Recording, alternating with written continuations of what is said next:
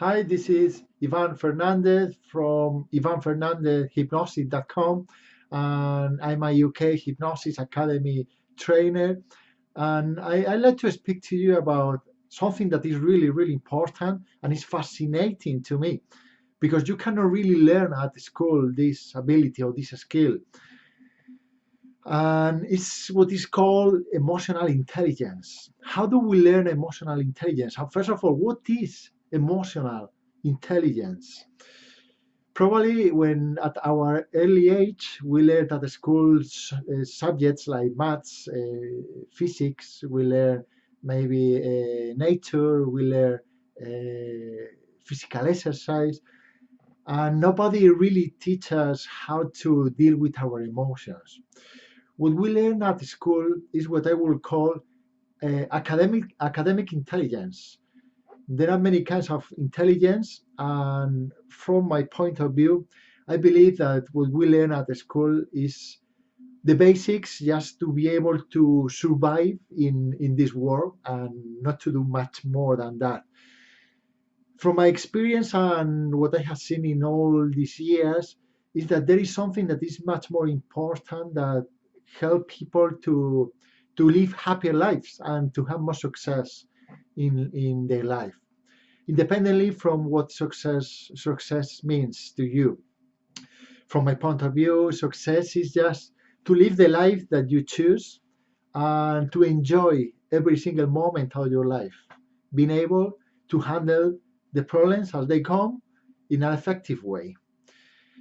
Speaking about the difference between academic intelligence and emotional intelligence, we might say that emotional intelligence, according to Daniel Goleman, probably you have read his book or you have heard about emotional intelligence. That's his book. I think that it was written in 1995. He speaks about all the areas and importance of emotional intelligence in a successful and happy life. I consider that it's important to learn emotional intelligence, to develop that skill.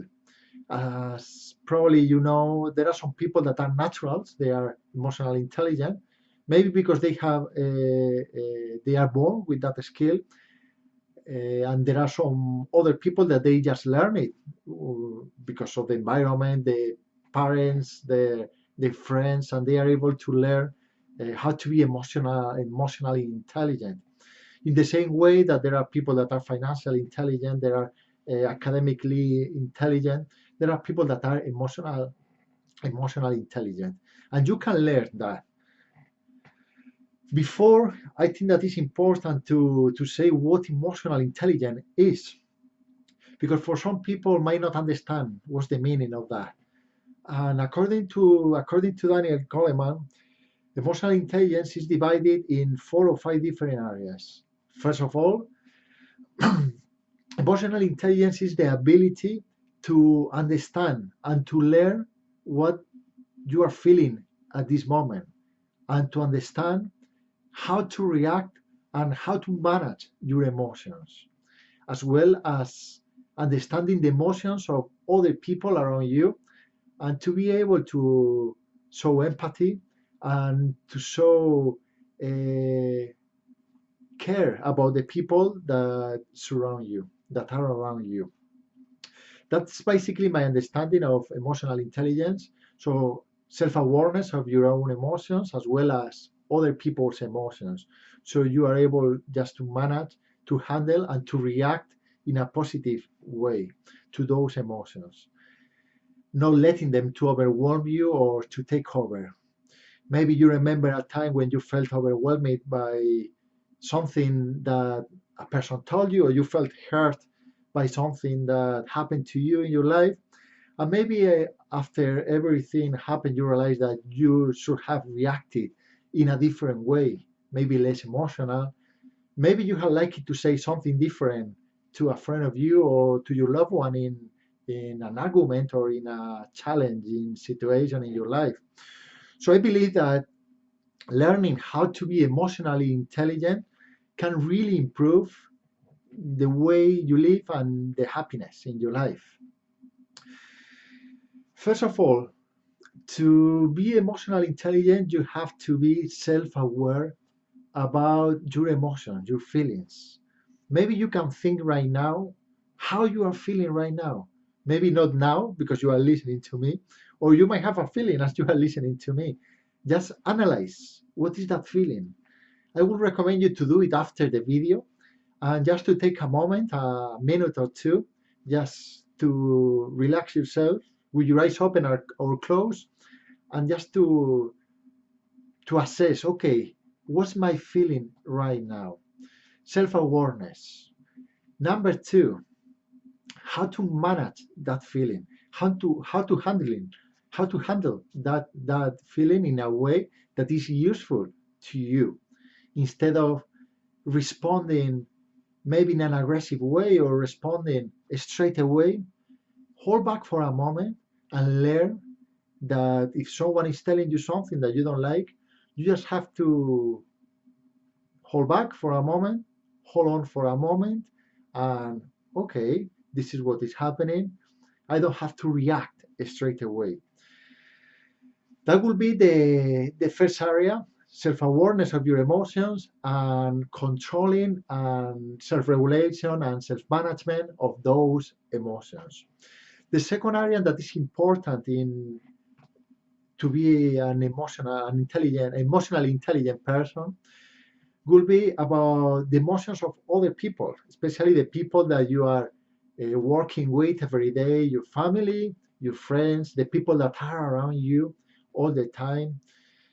Is to understand how they are feeling and to be able uh, active to do active listening, to listen to their emotions, to listen to what they are saying, to understand, to respect the way that they are feeling and why they are feeling like that.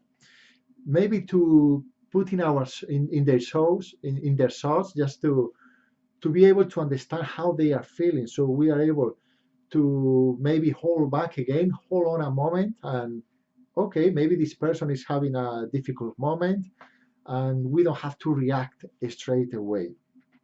This is going to improve literally your life because you're going to feel better. You're going to be able to understand yourself as well as other people much more, which means that you're going to be able to react in a different way and to feel more calm and to feel more relaxed.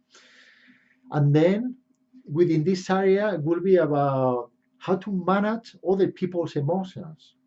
First, once you know how those people are feeling, or at least you do your best to understand that maybe they are telling you something because they are feeling in that way or because they are having a difficult moment in their life, it's the moment to understand, to listen, to care, to show empathy, to show compassion if it's needed, instead of just reacting again.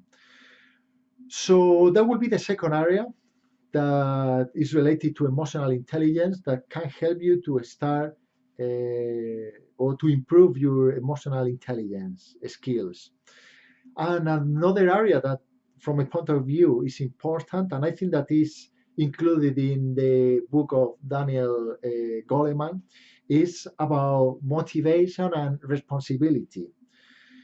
When something happens in our life and when we are reacting to certain situations in a way that is harmful for us or to us and to other people, we need to take responsibility and to know that our words can hurt someone. And once we throw those words towards someone, we cannot get them back. That's the damage is done. So you have to take responsibility for what you have done, for what you have said, for how you are making the other person feel. Take responsibility. And then motivation. Just to have that sense of evolving in your life can make you feel happier, can make you feel content and have that boost in the morning to get up in the morning and to do what you really want to do, instead of complaining all the time that you had to do this, or you had to go to work, or you had to visit this person. It's about motivating, find what is motivating you, and pushing yourself, boosting your skills to have the life that you want to have without complaining, taking responsibility, assuming that all the results that we are having in our life is a consequence of our decisions. So, just as a summary, three important areas to become an emotional, intelligent person. First of all, self awareness of your feelings and your emotions. Second, just managing those feelings and those emotions, to have the tools to manage those emotions. Third, to understand the feelings of other people around you. Fourth, fourth will be just to manage the feelings of other people, just to listen to them, to show care, to show empathy, and uh, to show care for the people again, to show compassion. Sorry, that I have forgotten that word. Then number five will be take responsibility of our actions, our words. And number six could be motivation. To have motivation to get up in the morning, thinking about what really give you that boost to help you cope with challenges in your daily life, and to do something that you really enjoy, or at least to be positive about what you do in your life. And then, how can you improve those areas of your life? With hypnosis. As you know, I am a hypnotist, and I help people to manage their feelings.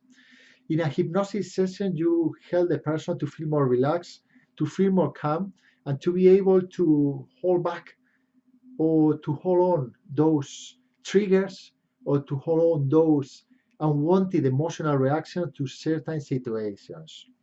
So you can help the person under hypnosis to relieve, to revivify those moments that in the past made them feel anxious, agitated, and to make them feel, to visualize, to imagine those moments, feeling them in a different way, creating, reconstructing those feelings or those images in your mind in the way that you had liked it to react. I give you an example. So imagine that you have a problem with your boss, or you had an argument with a colleague at work, and then you realize that maybe you have said something different, or maybe you shouldn't have said what you said, or maybe you shouldn't have argued in the middle of the office. And then under hypnosis, you begin to train your mind to recognize what the triggers are that push your buttons.